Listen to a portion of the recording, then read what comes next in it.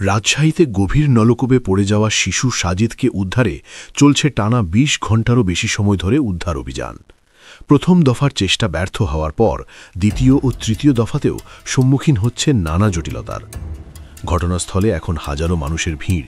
সবার চোখে একটাই প্রশ্ন, সাজিদকে কি জীবিত উদ্ধার করা যাবে?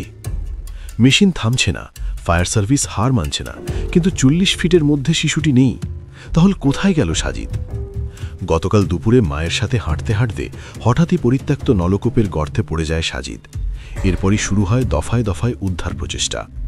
ফায়ার সার্ভিসের প্রথম টানেলটি মূল গর্তে পৌঁছাতে ব্যর্থ হয়। ৪০ ফিট গভীর ক্যামেরা ফুটেজেও সাজিদের কোনো চিহ্ন পাওয়া যায়নি, শুধু মাটি আর খড়ের স্তর। এলাকাবাসীর ধারণা ভুল হতে পারে, গর্তটি হয়তো ১০০ থেকে ১৫০ ফিট পর্যন্ত গভীর।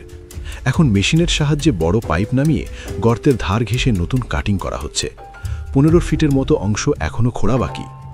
রাতভর সংগ্রাম, আশা আর শঙ্কায় পুরো এলাকা। এক্সকেভেটর, ভেকু মেশিন, রশি, মই যা আছে সব নিয়েই লড়ছেন ফায়ার সার্ভিস কর্মীরা। রাতভর তারা একাধিকবার নিচে নেমে খোঁজাখুঁজি করলেও শিশুর কোনো সাড়া মেলেনি। হাজারো মানুষ ভিড় জমিয়েছে চারপাশে, অনেকে কান্নায় ভেঙে পড়ছেন। সবাই দোয়া করছেন সাজিদ যেন বেঁচে ফিরে আসে। ফায়ার সার্ভিস বলছে, যদি ৪০ থেকে ৫০ ফিট পর্যন্ত কোথাও দেখা না যায়, তবে সনাতন লোহার আঁকড়ে দিয়ে গর্তে অনুসন্ধান করা হতে পারে। তবে এটি শেষ চেষ্টার আগে করা হবে এবং প্রয়োজন হবে পরিবারের অনুমতি। পাইপের গা ঘেঁষে মাটির স্তর কেটে দেখা হচ্ছে সেখানে সাজিদ আছে কিনা। যদিও সময় যত যাচ্ছে, অনেকেই আশঙ্কা করছেন ভালো খবর নাও আসতে পারে। তবুও কেউ হাল ছাড়ছেন না। নিচে নামা ওঠা, খোঁড়া কাটায় চলছে অবিরাম সংগ্রাম।